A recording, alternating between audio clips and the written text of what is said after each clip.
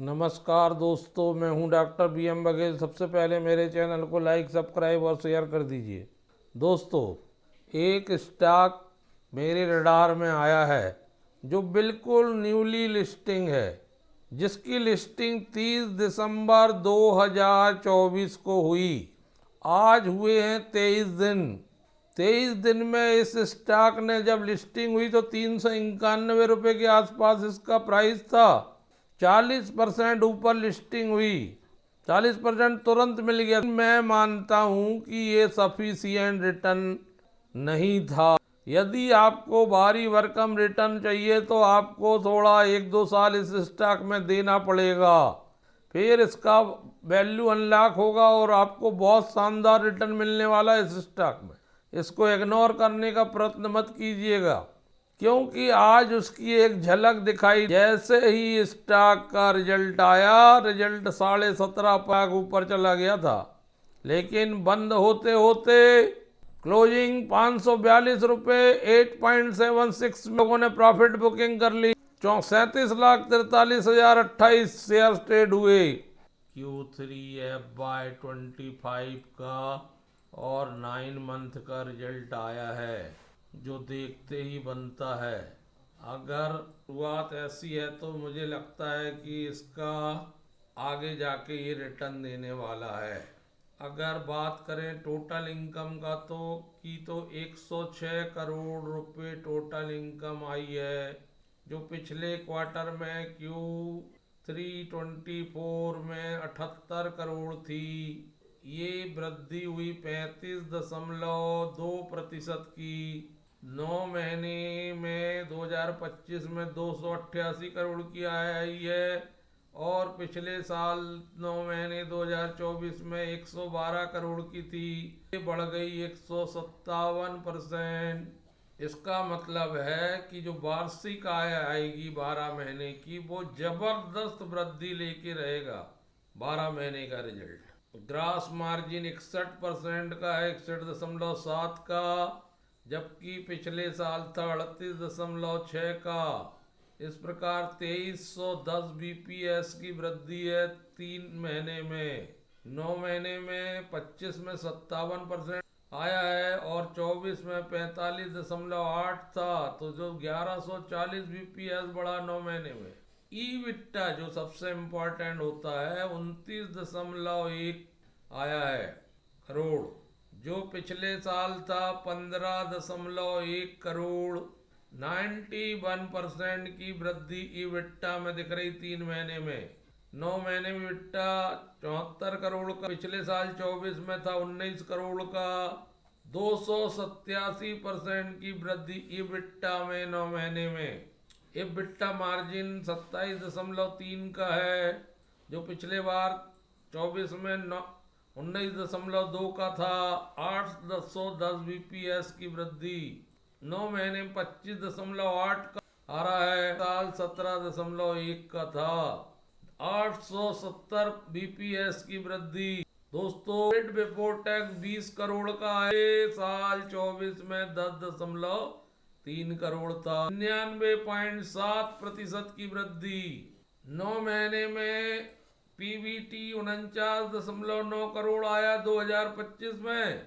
पिछले साल 24 में 7.3 करोड़ था। 580% की वृद्धि। प्रॉफिट बिफोर टैक्स में, प्रॉफिट आफ्टर नेट प्रॉफिट कहते हैं, वो आया 17 करोड़, जो पिछले बार था 7 करोड़ 7.1। 2 ईयर 142% की वृद्धि Q3 में 2025। 9 महीने में 40.7 करोड़, जो पिछले साल था 15.5 करोड़।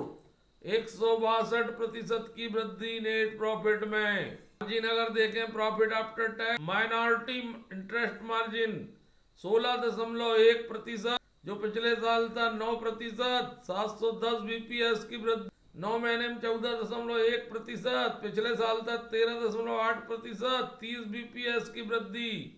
EPS 3 रुपये 5 पैसे आया, पिछले साल था 4 रुपये। दोस्तों, 9 महीने का EPS 12 रुपये 1 पैसे है, जो पिछले साल था 7 रुपये 5 पैसे। गजब का ईपीएस 9 महीने में आया। समान स्थिति है इस स्टॉक की। आज ये स्टॉक 17% दौड़ा है। ये क्रम जारी रह सकता है दौड़ने का। इनकम कंपनी की में 157% बढ़ी है। ईबिटा 287% बढ़ा है। प्रॉफिट आफ्टर टैक्स है 9 मंथ FY25। लेकिन जब Q3 में आते हैं, Q3 24 में 78 से 106 करोड़ हो गया है, 35% की वृद्धि। ग्राफ में 9 महीने में 157% की वृद्धि। बिट्टा में 286% की वृद्धि। प्रॉफिट आफ्टर टैक्स में 162% की वृद्धि। सारे आंकड़े दोस्तों इनके टिक हो रहे हैं, बढ़ते ही जा रहा है हर आंकड़ा। इस कंपनी में Q3 FY25 में की ऑपरेशनल हाईलाइट देखिए। 52 खुद के कॉमर्शियल प्रोडक्ट हैं और पाइपलाइन में CGT अपॉर्चुनिटी में 28 प्रोडक्ट हैं अभी अप्रूव्ड जो हो चुके हैं। ANDA से वो 24 हैं। CDMO और CMO कॉमर्शियल प्रोडक्ट 21 है। उभरते हुए मार्केट इमर्जिंग मार्केट में 237 प्रोडक्ट अप्रूव हो चुके, 537 प्रोडक्ट अंडर रजिस्ट्रेशन है।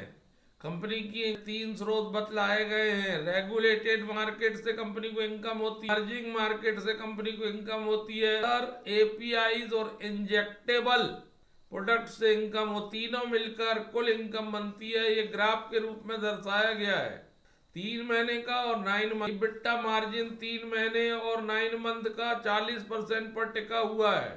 रेगुलेटेड मार्केट का सबसे ज्यादा आता है रेगुलेटेड मार्केट, थोड़ा सा हिस्सा आता है इमर्जिंग मार्केट से और अदर API इंजेक्टेबल से। EBITDA मार्जिन 3 महीने और 9 महीने का 50% है।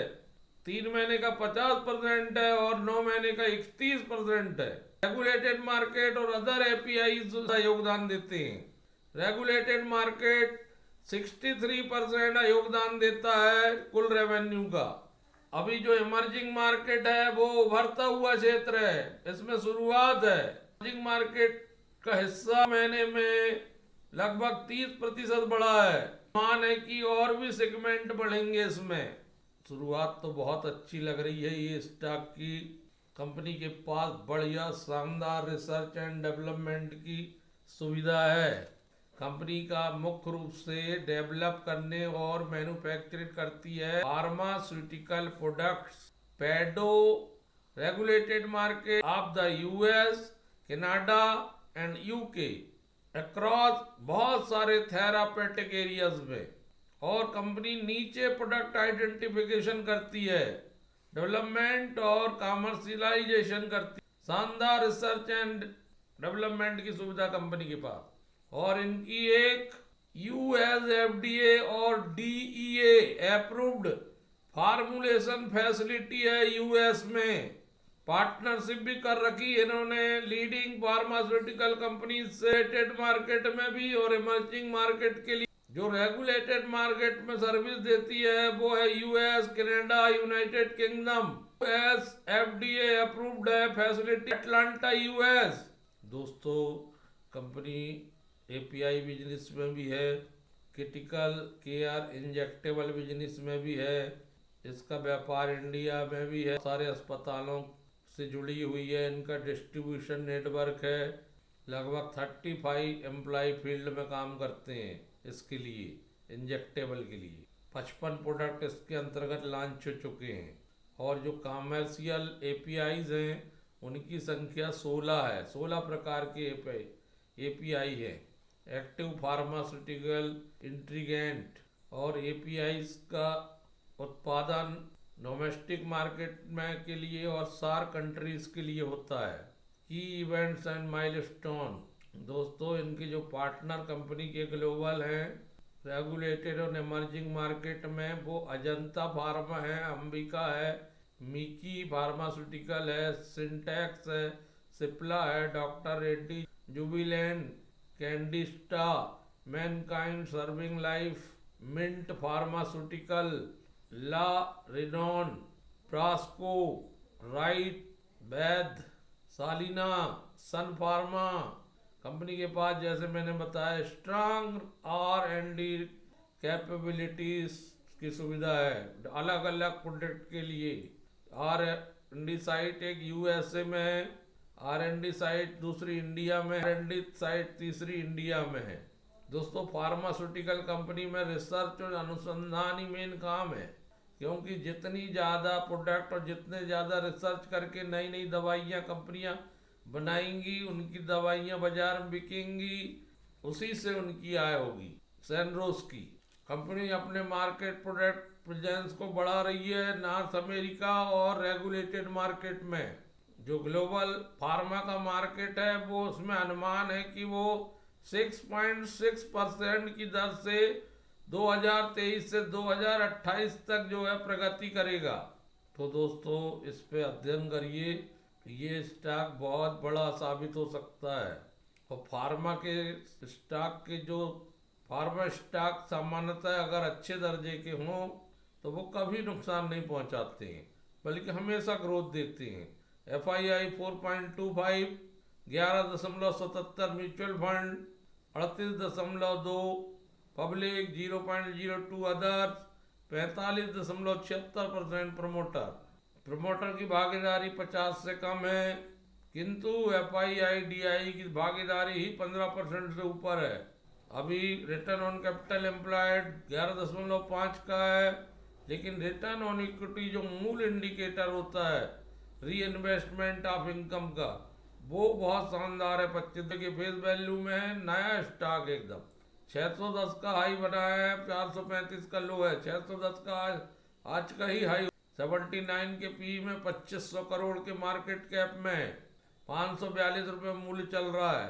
जनवरी को 444 रुपये में आ गया था ये स्टॉक, वहां से भागा है, फिर लगातार 542 हो गया, 100 रुपये बढ़ चुका है यहाँ से। बैलेंस शीट में बारोइंग थोड़ी ज़्यादा दिख रही, 258 174 करोड़ की, लेकिन अभी IPO से पैसा आया है, अभी तो पैसा को जुटाया गया है, वो सब खर्च किया जाएगा, रेट चुका दिए जाएंगे। आने वाले समय में हो सकता है कंपनी जीरो डेप्ट पर बैठे हों। मार्च 24 की स्थिति में 13 करोड़ का इनके पास कैश एंड कैश इक्विवेलेंट था। दोस्तों इस स्टॉक पर नज़र रखिए। धन्यवाद।